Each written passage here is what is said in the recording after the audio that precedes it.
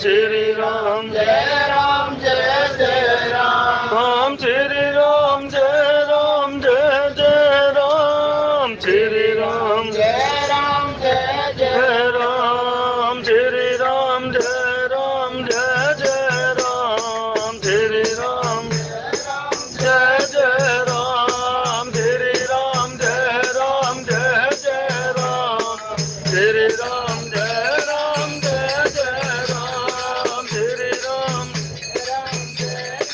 राम श्री राम जय राम जय जय राम श्री राम जय राम जय जय राम श्री राम श्री राम जय राम जय जय राम श्री राम जय राम राम श्री राम जय राम जय जय राम श्री राम राम श्री राम जय राम जय जय राम श्री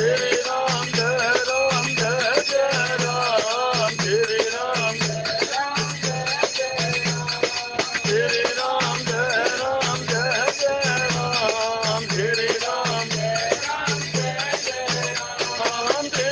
राम राम श्री राम जय राम जय जय राम श्री राम जय राम राम श्री राम जय राम जय जय राम श्री राम राम श्री राम जय राम जय जय राम श्री राम जय जय राम श्री राम जय राम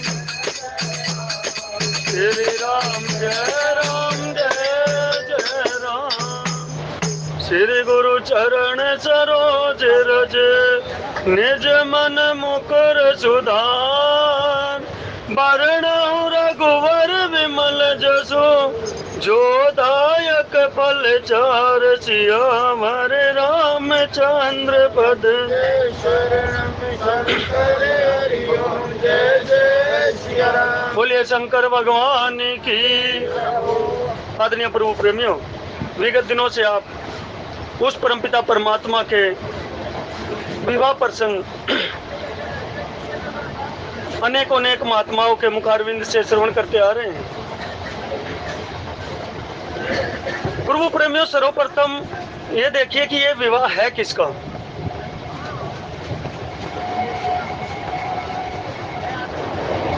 विभिन्न महात्मा लोग यहाँ पर बैठे हैं। गीता जी में एक जगह वर्णन आता है, शायद अध्याय 4 में, कि उस अनंत की पहचान क्या है।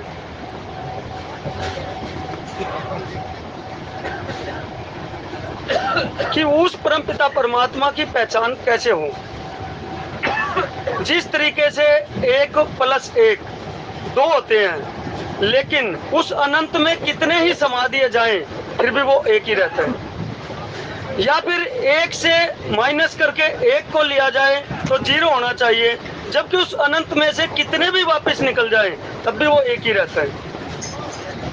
यानी कि कितने भी उसके अंदर समाहित हो जाएं या कितने ही वहां से निकल जाएं, लेकिन वो एक परमपिता परमात्मा एक ही रहता है। वो अनंत तो अनंत ही रहता है। उस परमपिता परमात्मा का विवाह प्रसंग तो प्रभु प्रेमियों, वैसे तो हम जैसे जीव कैसे वर्णन कर सके, लेकिन जैसा महात्माओं के विकारविंद से सुना, यहाँ संतों की जूठन जितनी भी हम में समा पाई वही आपके समक्ष रखने का प्रयास होगा।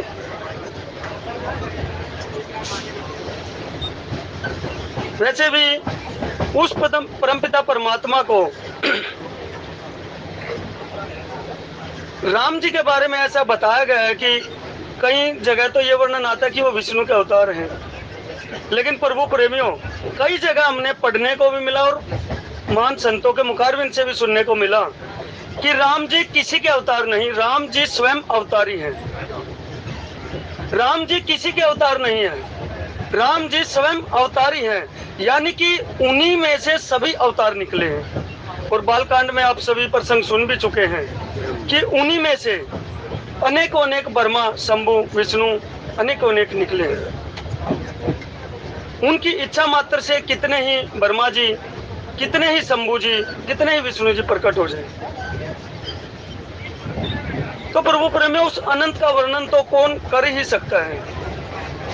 वहाँ तो सारद शेष महेश आगम निगम पुराण भी नेति नेति कह करके अपनी वाणी को विश्राम दे देते हैं कि इतना ही नहीं, और भी है, और भी है, और भी है। गाते गाते थक जाते हैं। तो प्रभु प्रेमियों, उस परमपिता परमात्मा की बारात चलती है अवध से, और देखिए बारात में कितने कितने आप सभी सुनते आ रहे हैं कि किस प्रकार से नौजवान युवक, अनेकों अनेक नौजवान युवक, यानी कि भरत जी की शैली के युवक, पीछे वर्णन आया है कि भरत जी के समान, भरत जी के समान कैसे बताया गया प्रभु प्रेमियों? क्योंकि भरत जी का जो राम जी के चरणों में अगाध प्रेम जो है, उसी शैली में उतने ही प्रेम करने वाले, और यहाँ तक कि ऐसा भी बताया जाता है कि अयोध्या जी के अंदर जब शुरुआत में देखिए, जब सभी देवी देवताओं ने और यहाँ तक कि धरती माता ने गौ का रूप धारण करके जब उस परमपिता परमात्मा से स्तुति की, वहाँ पर अनुन्य विनय की विचलित होने के पश्चात, तो वहाँ पर भी उस ब्रह्मवाणी ने क्या बताया कि मैं अंशों सहित अवतार लूंगा, इस धराधाम पर अंशों सहित अवतार लूंगा। तत्पश्चात ब्रह्मा जी ने वहां पर बताया भी कि सभी देवी देवताओं को कोई पेड़ के रूप में, कोई पशु के रूप में, कोई पक्षी के रूप में, कोई अनंतर अनंतर योनियों में अयोध्या जी में प्रकट होने से पहले ही विराजमान हो गए किसी न किसी रूप में। तो भरत जी के समान क्यों बताया गया? क्योंकि प्रेम की मूर्ति है साक्षात भरत जी महाराज, और वो अनेकों अनेक जितने भी बाराती चले जो कि भरत जी के समान बताए गए, वो भी सभी के सभी वो भी प्रेम की साक्षात मूर्ति ही थे। फिर वहां पर देखिए कितनी मर्यादा से बारात चली। हम कई बार इसको संसारिक बारात से भी उदाहरण दे देते हैं, लेकिन प्रभु प्रेम में मेरे हिसाब से संसारिक बारात का और उस परमपिता परमात्मा की बारात का कोई लेन देन नहीं, कहीं तक भी कोई मुकाबला नहीं। बाकी आप सब समझदार हैं, कहां तक उसका वर्णन उससे जोड़ करके करें, नहीं हो सकता। आजकल आप बारात का दृश्य देख ही रहे हैं, और उस बारात में देखिए कितनी मर्यादा। सर्वप्रथम गुरु जी को रथ पर चढ़ाया, तत्पश्चात दूसरे रथ के ऊपर दशरथ जी महाराज आरूढ़ हुए, तत्पश्चात बाकी सभी चले। तो आजकल मर्यादा क्या रहती है आप स्वयं देख लीजिए। तो यहाँ पर गोस्वामी जी कहते हैं कि आवत जानी भानुकुल के तो सरितन जनक बधाए से तो सूर्य वंश के पताका स्वरूप दशरथ जी महाराज। श्री राम जय राम जय जय राम, श्री राम जय राम जय राम, श्री राम जय राम जय जय राम, श्री राम जय जय राम। सूर्य वंश के पताका स्वरूप दशरथ जी महाराज। दशरथ जी महाराज के बारे में बताया जाता है कि पताका स्वरूप कैसे हुए। राजा अज जो कि इनके पिताजी, दशरथ जी महाराज के बारे में एक कथा सुनने को मिली। अनेकों अनेक कथा हो सकती है, कल्पांतर के अनुसार एक कथा सुनने को मिली कि राजा अज को जब पुत्र की प्राप्ति नहीं हुई थी तब तक, तो उस परमपिता परमात्मा ने भी सोचा कि भाई नहीं, इनके तो एक पुत्र जरूर होना चाहिए, क्योंकि राजा आज बड़े ही धर्मात्मा राजा।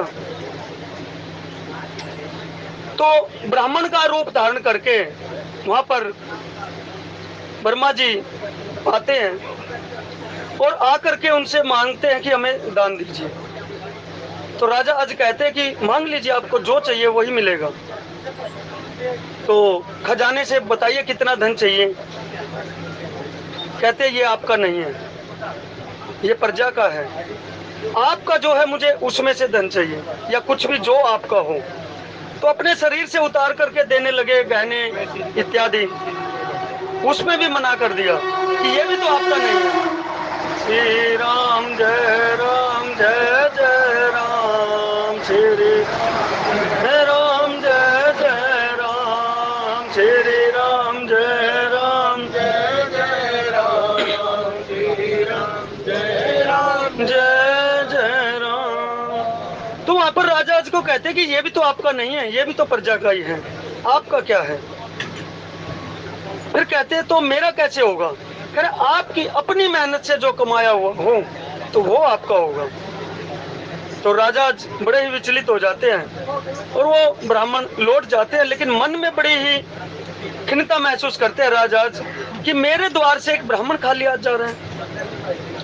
रात को ही भेष बनाते हैं दूसरा और जाते हैं अवध के बाहर, और किसी के यहाँ जो लोहा वगैरह पीटते हैं उनके वहां जाकर के अपना भेष छुपा करके राजा अज वहां पर कार्य करते हैं दिन भर, और उनको वो मेहनताना के रूप में 1 टका मिलता है। 1 टका लेकर के आते हैं और स्वयं जाकर के उस ब्राह्मण के घर जाकर के वो टका देते हैं और हाथ जोड़ के विनती करते हैं कि मैंने आपको कल लौटा दिया, ये मेरी मेहनत का कमाया हुआ है, तो इसको आप स्वीकार कीजिए। लेकिन प्रभु प्रेमी, प्रभु की लीला थी। वो ब्राह्मण उस टके को लेता है और जमीन में गाड़ देता है। जमीन में गाड़ने के पश्चात कुछ दिनों के पश्चात राजा आज को कहते हैं कि महाराज इस टके को निकालिए जहां पर ये गड़वाया था आपसे। उसको बताते हैं, संत जनों से सुनने को मिला, जैसे ही खोदते हैं तो एक रथ निकलता, दिव्य रथ, और वो भी आकाश में पहुंच जाता है। और खोदते हैं, दूसरा निकलता है। ऐसे ही करके बारी बारी से 9 रथ निकलते हैं और 9 के 9 रथ आकाश में चले जाते हैं। तत्पश्चात वो 10वां रथ निकलता है और 10वें रथ के ऊपर एक सुंदर सुशील बालक वहां पर विराजमान होता है, और उसको वो ब्राह्मण कहता है कि ये आपका पुत्र है, इसको आप रखिए, और इसका नाम दशरथ पड़ा। तो दशरथ महाराज का जो प्राकट्य हुआ वो इस प्रकार से एक कथा के अनुसार ऐसे भी बताया गया। हो सकता है अन्यत्र कथा भी हो, लेकिन हमने ऐसा संतों से सुना।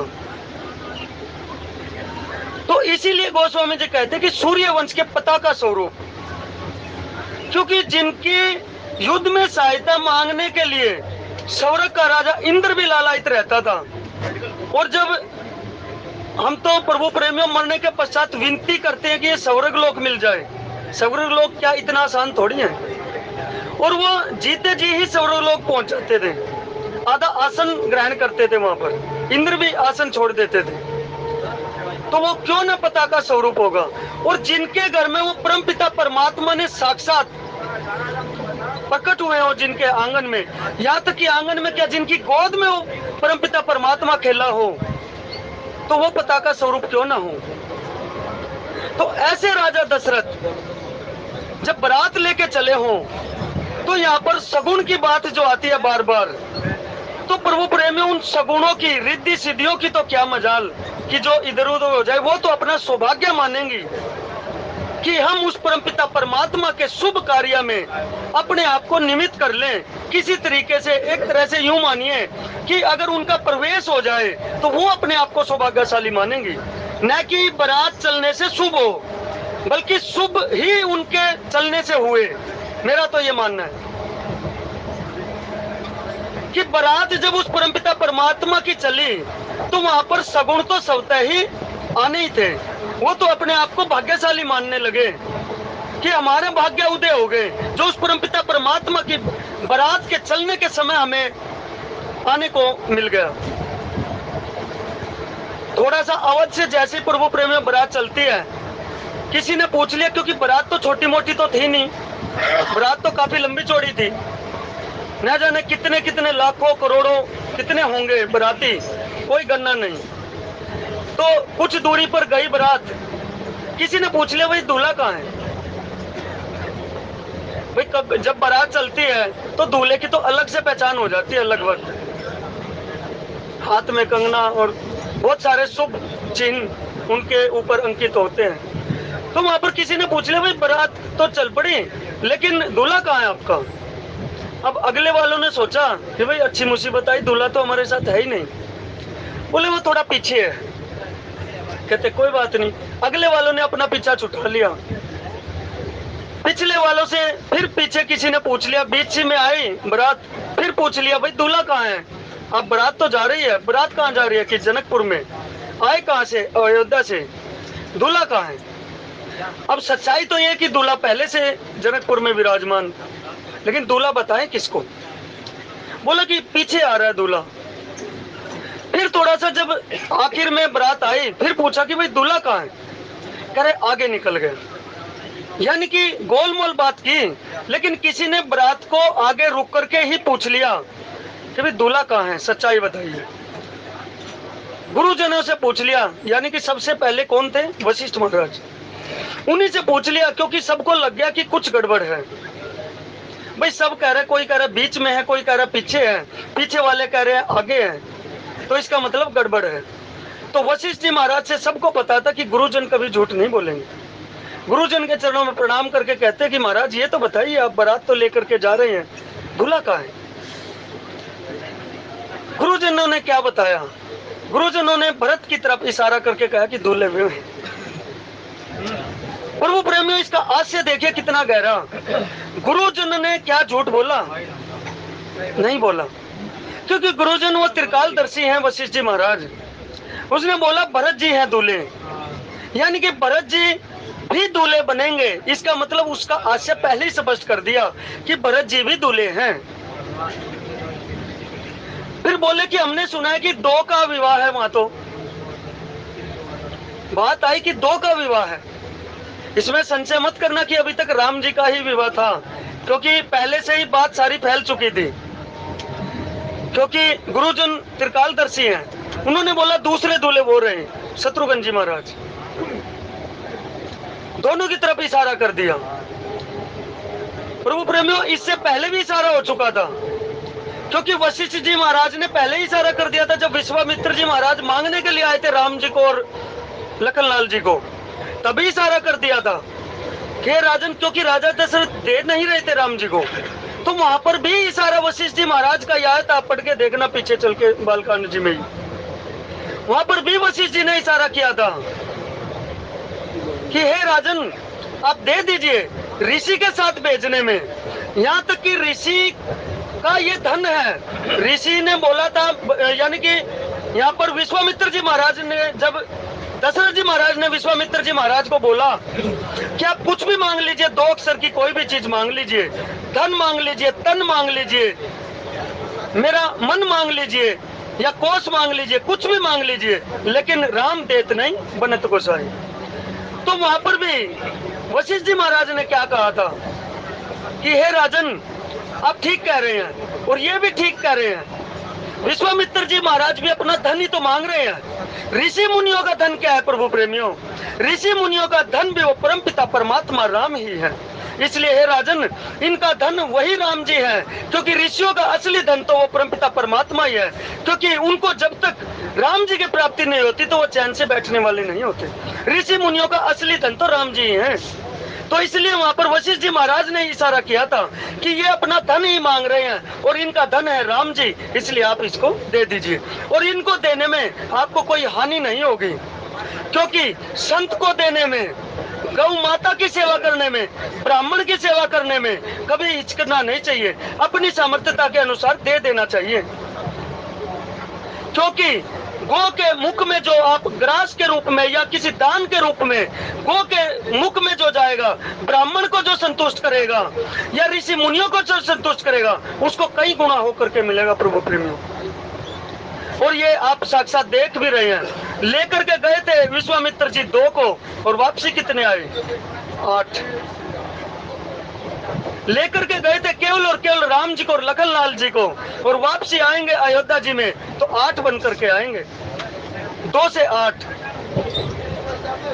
तो इसलिए गुरुजनों के सानिध्य में चलते हुए ही, गुरुजनों की बताए हुए मार्ग पर चलते हुए ही कभी भी कष्ट नहीं होना चाहिए। हो सकता है हमें लगे कि वडील हमारे कुछ गलत कह रहे हैं, लेकिन उनकी गलत कहने में भी हमारी बुद्धि ऐसी है कि हम हो सकता है उनको गलत समझ रहे हो। लेकिन वो गलत होते नहीं।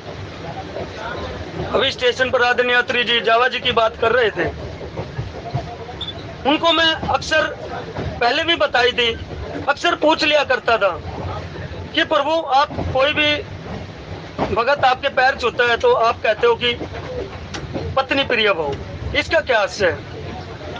मेरी भी समझ में नहीं आ रहा था। मगर ये कुछ राम राम बोलना चाहिए, आशीर्वाद देना चाहिए, ये क्यों बोल रहे हैं ऐसा?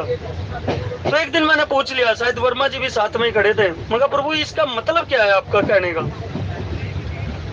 कहते भाई मेरा आशीर्वाद देने का तरीका अपना है, क्योंकि अभी अत्री जी कह रहे थे कि 13वीं तक उनकी चर्चा होनी चाहिए, तो इसलिए प्रसंग याद आ गया। तो मगर कह रहे भी मेरा अपना तरीका है आशीर्वाद देने का। मैंने कहा क्या तरीका है प्रभु? कह रहे अगर वो कोई भी, मैं आशीर्वाद देता हूँ कि पत्नी प्रिय भव, अगर वो पत्नी का प्रिय होगा तो घर में लड़ाई नहीं होगी, झगड़े नहीं होंगे और हमारे पास केस भी नहीं आएंगे और हमें भी मशक्कत नहीं करनी पड़ेगी। तो सबके खैर अपने अपने तरीके। तो प्रभु प्रेमियों बारात चलती है और बड़े जोर से बाजे बजते हैं, नगाड़े बजते हैं, ढोल बजते हैं और नाचते कूदते हुए। देखिए सभी के सभी मर्यादा में बंधे हुए, क्योंकि सभी के सभी उस परमपिता परमात्मा से मिलने की आस लेकर के चल रहे हैं। दूसरा भक्ति मैया की प्राप्ति के लिए चल रहे हैं। वहां पर देखिए राम जी के दर्शन किए हुए कितने दिन बीत गए, उस बात को याद कर करके, क्योंकि जब चिट्ठी आई थी तभी भरत जी महाराज ने क्या पूछा था कि चिट्ठी कहां से आई पिताजी, और मेरे राम जी और लखन लाल जी दोनों भाई कैसे हैं? यानी कि तड़फ कितनी बनी हुई और उल्लास, हर्षोल्लास कितना बारात के अंदर, क्योंकि उस परमपिता परमात्मा से मिलाप होगा, उस साक्षात जगदम्बा भक्ति मैया से मिलाप होगा और अपने दोनों भाइयों से मिलाप होगा। और चल किसकी सानिध्य में रहे हैं? गुरुजनों की सानिध्य में चलते हुए कभी भी अमर्यादित ना तो कोई कीर्ता होगा, क्योंकि सबसे पहले गुरुजन को रथ पर बैठाया और गुरुजन को आगे चलाया, क्योंकि बात वहां बिगड़ती दिख रही थी। तब भी किसने संभाली? बड़ीलों ने संभाली। लेकिन जहां तक बात आज की है, तो आज आप सभी जानते ही हैं कि बड़ीलों को कितना बारात में ले जाया जाता है और कितना उनको आदर सम्मान दिया जाता है।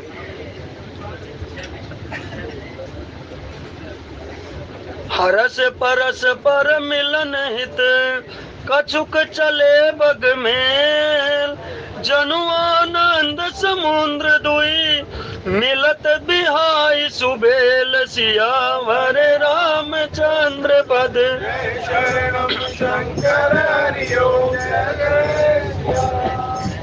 बारात चलती है और जनकपुर के निकट जब पहुंच जाती है तो वहां से अगवानी करने वाले भी आते हैं, क्योंकि जब पता लग जाता है कि भाई अवध से बारात आ रही है तो वहां से अगवानी करने वाले भी पहुंच जाते हैं। और प्रभु प्रेमियों देखे कितना सुंदर, जब अगवानी करने वालों को बारात दिखती है सामने से तो हर्षोल्लास के साथ दौड़ पड़ते हैं मिलने के लिए, उनकी अगवानी करने के लिए। कितने हर्षित होकर के गोस्वामी जी लिखते हैं, जनु आनंद समुद्र दुई मिलत बिहाल सुबेल, यानी कि ऐसे मिले दोनों। कैसे मिले? जिस प्रकार से आनंद के समुद्र मर्यादा को तोड़कर, यानी कि मर्यादा छोड़कर आपस में घुल मिल गए हों, यानी कि कुछ भी सुध बुध एक तरह से ना रही हो और जाकर के, यानी कि बहुत दिनों के बाद कोई मिलता है। उस प्रकार से जब भी हमारे घर में प्रभु प्रेमियों कोई अतिथि आता है ना, तो हमें भी इसी प्रकार से मिलना चाहिए, हर्षो उल्लास के साथ मिलना चाहिए। लेकिन आजकल तो बता के आते हैं, लेकिन बिना बताए कोई आता है तो उसका आनंद कुछ और ही बन जाता है। जब बगैर बताए किसी के घर आप प्रवेश करते हैं और एकदम से, जैसे कि हमें पता ही ना हो कि कौन आया, एकदम से आगे से पता लगा कि आदरणीय केडी जी सामने से आए, घर पर आए, तो कितना हर्षोल्लास हमारे मन में होना चाहिए। एकदम से फूले नहीं समाते। इसी प्रकार अगवानी करने वाले भी कितने बढ़िया कि सामने से बारात को देख करके इतने हर्षोल्लास के साथ दौड़ पड़े कि जैसे समुद्र अपनी मर्यादा को छोड़ करके और बाहर बाहर उचाटे मार रहा हो। भरसी सुमन सुर सुंदरी गावहीं, मुदित देव दूतुम बजावहीं, वस्तु सकल राखी निप आगे, विनय कीन तिन अति अनुरागे। और बारात को देख करके, इतनी सुंदर बारात को देख करके, और देवांगनाएं यानी कि देव सुंदरियां, क्योंकि प्रभु प्रेमियों पूरी की पूरी प्रकृति प्रफुल्लित है, आनंदमय है। इतना देखिए, पीछे भी वर्णन है, तीनों तरह की हवा भी चल रही है, शीतल, मंद और सुगंध, तीनों तरीके की हवा भी वहां पर चल रही है। और तीनों तरीके की जब हवाएं चल रही हो, वातावरण कोई सेंट छिड़क कर नहीं बनाया गया वहां पर, वातावरण हर्षोल्लास का, आनंद मगन का, और अपने अंदर के जो उद्भाव थे उनसे वातावरण सुंदर बना हुआ है। कोई वातावरण बनाया हुआ वातावरण नहीं है, कोई काल्पनिक नहीं था वातावरण। वातावरण पूरा प्यार और प्रेम से, उन्माद से, अंदर के जो प्रेम हिलोरे मार रहा था, वो प्रेम की प्रकाष्ठा। और यहाँ तक कि संतजन बताते कि प्रेम की प्रकाष्ठा भी बाहर बाहर उचाटे मार रही थी सभी के अंदर से। उधर तो जनकपुर वासियों के उचाटे मार रही थी कि ऐसी बारात देखने को ना मिली, कि राजा दशरथ यानी कि अवधपुर से बारात आ रही है। और इधर से अवधपुर वालों के मन में इतनी उचाटन थी राम जी से और उस परम सत्ता से मिलने की, कि वो दोनों के दोनों इतना आनंद वहां पर बह रहा था कि मानो जिस प्रकार से भरत जी चित्रकूट में मिलने राम जी के पास गए थे, और वहां पर संतजन बताते कि पत्थर भी पिघल कर प्रेम की मारी चल पड़े थे, ऐसा भी वर्णन आता है। तो इसी प्रकार दोनों तरफ से प्रेम की वो प्रकाष्ठा भी मेरे ख्याल से पार हो गई होगी, क्योंकि गोस्वामी जी तभी लिख रहे हैं कि समुद्र भी मर्यादा छोड़कर मिल रहे हो, जैसे कि जो कि समुद्र भी देखिए बाहर कितनी ढेर सारी नदियां समुद्र में जाकर के मिलती है, लेकिन क्या समुद्र कभी अगाता है? तभी कहते कि हमें भी राम कथा सुनते सुनते हमारे कान ऐसे होने चाहिए जिनके सुन समुद्र समान हो, कि समुद्र में कितना भी नदी का जल, कितनी भी गहरी नदी या कितनी भी बाढ़ आ जाए, समुद्र कभी नहीं कहता कि मेरे अंदर अब बस बहुत हो गया। इसी प्रकार राम कथा का रस पीते पीते हमारे कान भी कभी भी अघाने नहीं चाहिए। राम की चर्चा सुनते हुए, राम जी के चरित्र को सुनते हुए, यानी कि राम जी के जो प्रियकर है, राम जी के जो अंश अवतार है, उनके भी चरित्र सुनते सुनते, राम जी के जो संत स्वरूप जो विचर रहे हैं, संतों के चरित्र सुनते सुनते, भगत माल को सुनते हुए कभी भी हमारे कान अगाने नहीं चाहिए। और प्रभु प्रेमियों, जिसके कान अगाते हैं, यानी कि जिसके मन में ये आ गया कि मैंने तो कथा ही बहुत सुन ली या सत्संग बहुत कर लिया, तो उसने मेरे हिसाब से कुछ सुना ही नहीं। तो इस प्रकार देव सुंदरिया वे फूल बरसाकर और मनोहर गीत गा करके बहुत ही मनोहर गीत गा रही हैं, और देवता सभी आनंदित होकर नगाड़े बजा रहे हैं। यहाँ पर देखिए प्रभु प्रेमियों, देवता नगाड़े बजा रहे हैं। आप स्वयं सोचिए, उस परमपिता परमात्मा की बारात को देख करके देवांगनाएं स्वयं फूल बरसा रही हैं और देवता स्वयं नगाड़े बजा रहे हैं। इसीलिए कहते हैं सेवा कोई छोटी बड़ी नहीं होती। सेवा सत्संग में, कथा में, कीर्तन में जिसको जो सेवा मिल जाए वो कर लेनी चाहिए। क्योंकि देखिए देवताओं ने भी ये भूल गए कि तुम भी देवताओं, नहीं तो ढोल नगाड़े बजाने वाले तो और भी बहुत होंगे मेरे ख्याल से, ढोल नगाड़े बजाने वाले तो और भी बहुत होंगे, लेकिन देवता यहाँ पर नगाड़े बजा रहे हैं। आप समझ के देखिए। इसलिए सेवा जिसको जैसी मिल जाए और जब मिल जाए, अवसर चूकना नहीं चाहिए। संतों की सेवा करने को मिल जाए, ब्राह्मणों की सेवा करने को मिल जाए। अब ब्राह्मण को केवल जाति सूचक शब्द न मान लेना भाई, कि भाई ये तो केवल और केवल ब्राह्मणों की बड़ाई कर रहे हैं। पीछे वर्णन आया था कि ब्राह्मण किन किन को दो पीछे भी वर्णन आया है कि जब ब्राह्मण कोई भी शास्त्र हाथ में लिए हुए मिल जाए, लेकिन संतों ने यहाँ विस्तृत वर्णन किया कि केवल शास्त्र हाथ में लिए हुए मिल जाने से सगुन नहीं होगा, शुभ नहीं होगा। शास्त्र हाथ में तो हो, लेकिन प्रभु का चिंतन साथ में हो, प्रभु का गुणगान साथ में कर रहे हो ब्राह्मण, वेद पाठी ब्राह्मण हो और हाथ में शास्त्र हो और उस परमपिता परमात्मा का स्मरण लगातार चल रहा हो, तो ऐसे ब्राह्मण को देखने मात्र से ही सगुण स्वयं हो जाएंगे। नहीं तो भाई पता लगा ब्राह्मण है और शाम को जाकर के पेय पदार्थ पी रहा है, भक्ष्या खा रहा है, तो ऐसे ब्राह्मण को देखने से क्या शुभ होगा? तो विस्तृत चर्चा आप इस बारे में सुन ही चुके हैं कि किस प्रकार से सगुन, क्या क्या देखने से सगुन होते हैं, क्या क्या देखने से नहीं सगुन होते। क्योंकि स्त्री का भी बताया गया कि सर पर पानी का घड़ा हो और गोद में बच्चा हो, लेकिन प्रभु प्रेमियों ऐसा देखने से क्या सगुन होगा? लेकिन वो अगर मनोहर गीत गा रही हो, उस परमपिता परमात्मा का चिंतन कर रही हो, मनोहर गीत गाती गाती स्त्री का दर्शन हो, गोद में बच्चा हो, सिर पर पानी का घड़ा हो, तो सगुन होगा, तो उसको शुभ मानना चाहिए। ऐसे ही चुगली करती आ रही हो दो औरतें और सर पर घड़ा भी हो और हाथ गोद में बच्चा भी हो, तो क्या सगुन होगा? तो प्रभु प्रेमियों, इनको बड़े गहराई से समझना भी चाहिए कि सगुन हम पढ़ तो लेते हैं, लेकिन उसके अंदर ऐसा दिखने से कैसे हो सकता है, ये संतों से प्राप्त होता है। तो यहाँ पर जब भी बताते हैं तो उनको बड़े ध्यान से सुनना चाहिए। तो इस प्रकार देव सुंदरिया फूल बरसाकर गीत गा रही हैं और देवता आनंदित होकर नगाड़े भी बजा रहे हैं, और अगवानी में जो आए हुए हैं उन लोगों ने सारी की सारी चीजें दशरथ जी के सामने रख दी। अब दशरथ जी के सामने तो रख दी और प्रेम से विनती भी की। जिस प्रकार से आप सभी जानते ही होंगे कि बारात की अगवानी करने सभी गए होंगे, तो जाकर के राम रमी होती है और वहां पर थाल फूल माला जो भी इत्यादि इत्यादि थालियों में सजा करके कपड़े गहने वस्त्र जो भी लेकर के जाते हैं और फिर वहां पर समर्पित करते हैं। श्री राम जय राम जय जय राम, श्री राम जय राम जय जय राम।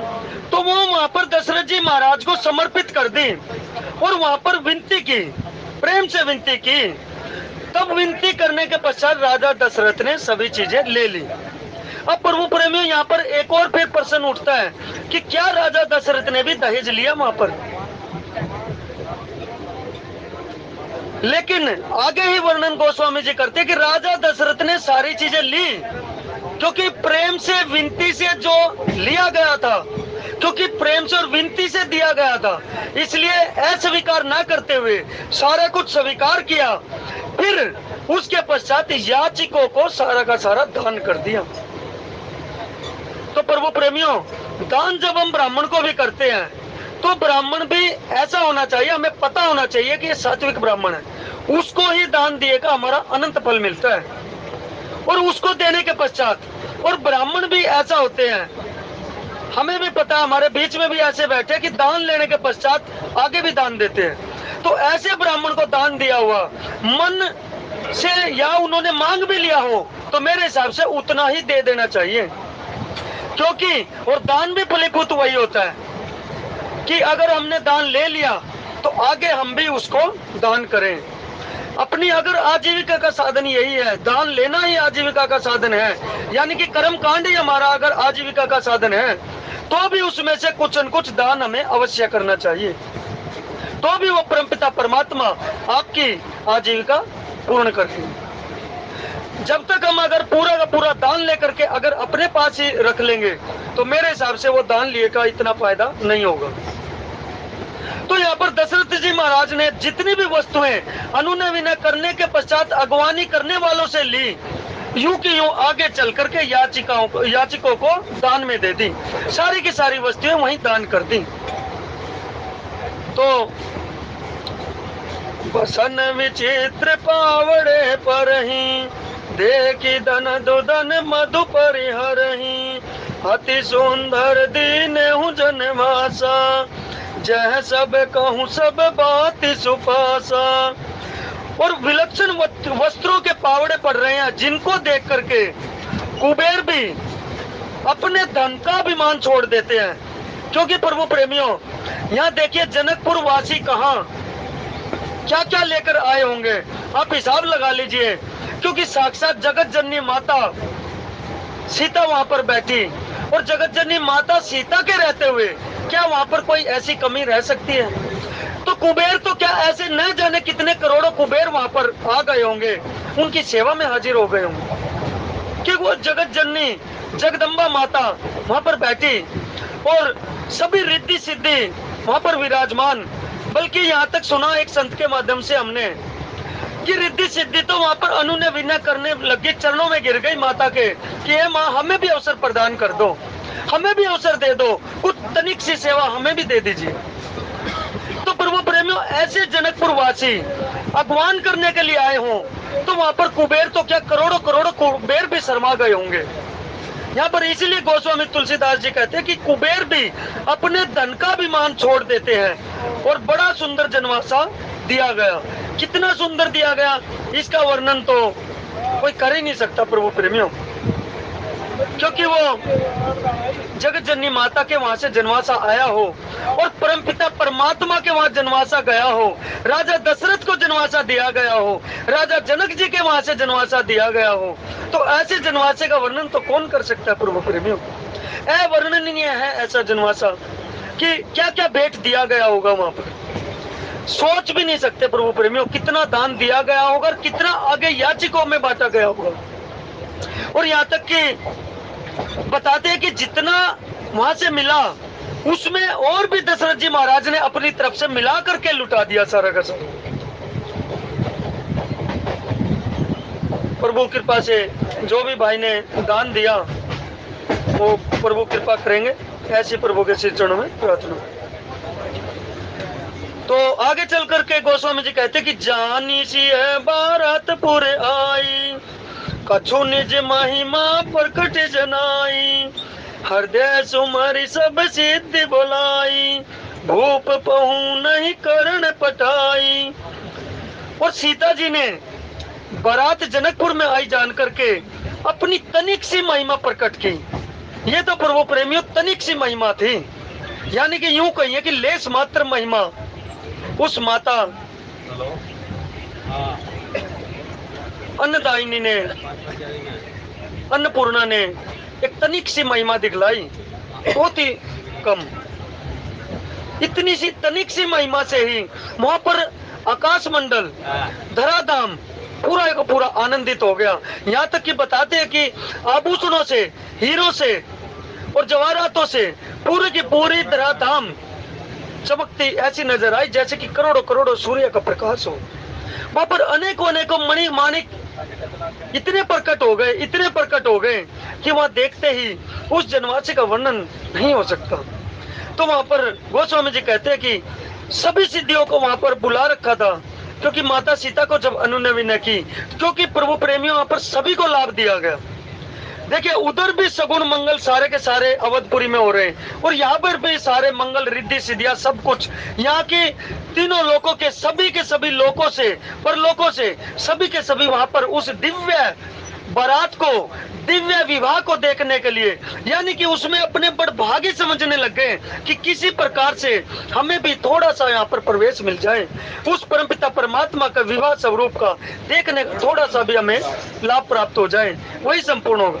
तो प्रभु प्रेम इसी प्रकार जब हम भी कहीं दर्शन करने जाते हैं ना, अर्चा स्वरूप उस परमपिता परमात्मा का, तो हमें बेशक भीड़ में कहीं एक छोटा सा कुछ भी नजर आ जाए, यानी कि उस परमपिता परमात्मा का, उस मेरी राधा रानी का एक तनिक कोई पल्लू भी नजर आ जाए तो वो भी संपूर्ण समझना चाहिए। अगर किसी कारण से दर्शन पूरे ना भी हो पाए तो तनिक दर्शन भी हो जाए तो वही पूर्ण है। इसमें जरा भी संशय नहीं करना चाहिए कि मुझे तो पूरे दर्शन हुए ही नहीं। और पूरे दर्शन प्रभु प्रेमियों कर भी कैसे सकते हैं? कितनी बार सभी ने दर्शन किए होंगे, क्या उस मूर्त को सबने अपने हृदय मंडल पर स्थापित किया? अगर हृदय मंडल पर स्थापित कर लिया तो वो जीव धन्य है। जितनी बार दर्शन करते हैं उसका स्वरूप अलग ही नजर आता है प्रभु प्रेमियों। जितनी बार भी आप दर्शन करते हैं दिव्य दिव्य दिव्य स्वरूप हर बार नजर आता है, हर बार अलौकिक स्वरूप में नजर आती है माता, हर बार। और यहाँ तक कि एक बार तो आदरणीय जगदीश अत्री जी को अब की बार पता लगा कि बिहारी जी के साथ छोटे स्वरूप में राधा रानी विराजमान है। और आज तक वो कम से कम 20-25 बार तो हमारे साथ जा चुके होंगे, लेकिन अभी पिछली बार जब गए तब पता लगा कि बिहारी जी के साथ छोटे से स्वरूप में, जब हमने पूरा नजदीक लेके गया कि मगर प्रभु ये देखा आपने, कहा नहीं मैं तो इन्हीं को राधा रानी समझता था। देखिए प्रभु प्रेमियों, क्या सोच सकते हैं ऐसा हुआ होगा। तो पूरा नजदीक से लेके गए और राधा रानी के दर्शन अब की बार उन्होंने पूर्ण रूप से किए। इससे पहले कई साल हो गए थे दर्शन करते करते, तो विवल हो गए देख करके कि आपने पहली बार दर्शन करवाए, नहीं तो मैं तो इन्हीं को राधा रानी समझ बैठा था। तो प्रभु प्रेमियों, उस परमपिता परमात्मा की लीला विचित्र है, और ये बारात भी विचित्र है, जनवासा भी विचित्र है, वहां पर देखने वाले भी विचित्र है, जाने वाले भी विचित्र हैं। और प्रभु प्रेमियों, जावा जी कहते थे कि हम भी किसी न किसी रूप में उस समय भी रहे होंगे और आज भी उसी का आनंद सभी ले रहे हैं। तो इसी आनंद में रहिए और रटते रहिए, श्री राम जय राम जय जय राम, श्री राम जय जय राम, श्री राम जय राम जय जय राम, श्री राम जय राम जय जय राम, श्री राम जय जय राम, श्री राम जय राम राम, श्री राम जय राम जय जय राम, श्री राम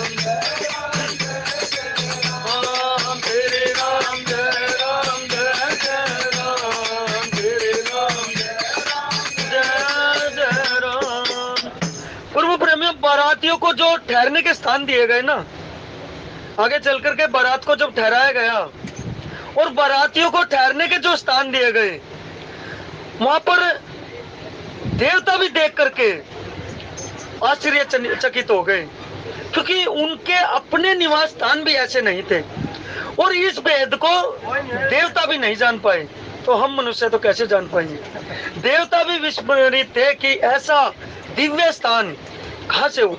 और यहाँ तक कि एक बार तो सभी ने सुना भी होगा कि साक्षात ब्रह्मा जी भी चकित हो गए कि ये तो मेरी सृष्टि से बाहर का, ये किसने बना दिया, ये तो मैंने बनाया नहीं। ये जनकपुरी जहाँ पर ये बारात, दिव्य बारात रुकी है अयोध्या से आकर के, ये स्थान तो पूरा का पूरा मेरी सृष्टि से बाहर का है और ये कहां से आ गया, मैंने तो इसको बनाया ही नहीं। तो ब्रह्मा जी की बुद्धि भी जहाँ चकरा गई हो, तो उस साक्षात जगत जननी माता की और उस परमपिता परमात्मा की उस अनंत की बारात की व्याख्या हम जैसे जीव कैसे कर सकते हैं। तो ऐसे ही आनंद मगन रहिए और उस परमपिता परमात्मा का नाम लेते रहिए। त्रुटि के लिए समाप्त रहती आज की सुंदर कथा के बाद जो भी आप सभी के सन्मुख रख पाए, भगवान शंकर और माता पार्वती के सिर चरणों में प्रदान करते हुए बोलिए जय सिया राम। जय सिया राम। बोलिए शंकर भगवान की। आदरणीय रोहतास जी का बहुत बहुत धन्यवाद। कथा के बहुत ही सुंदर भाव। और आइए सभी श्रद्धा प्रेम से आरती करेंगे। सभी से प्रार्थना है।